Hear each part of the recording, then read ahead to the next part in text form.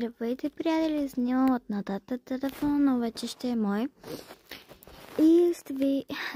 Това е Тока Бока, ако не знаете. Сега ще ви запознаем с героите. Сигурно малко вече не ми такова в микалката, не знам защо. Сигурно не е заредена. Имам поне малко батерия. Това е Сиси.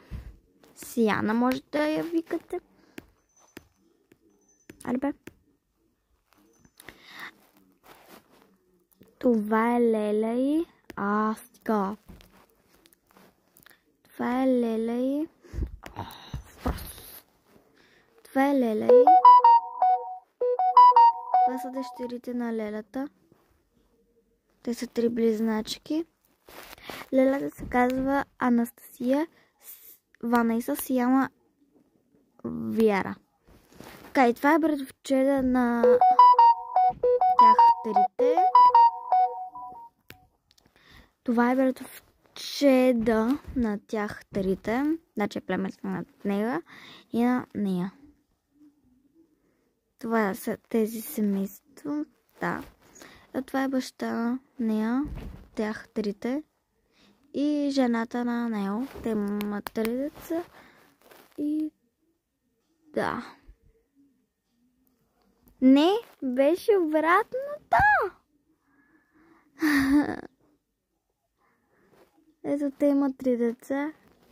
Те имат 2. Ето. Това е. Това е. И сега ще ви покажем къщата. Ще направим рунтур. Просто. Да.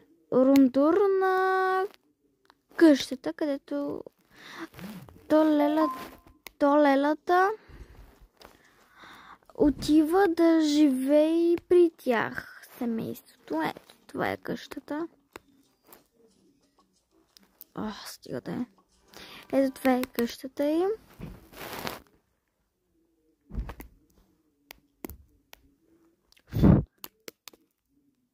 Да, това е къщата. Стига. Ето тук почваме. И до тук имаме. Има готвачи, така, на каката и на майка бащата. Бързо, че ми остават няколко минути, 2 минути и няколко. И да. И ми абонирайте се за втора част.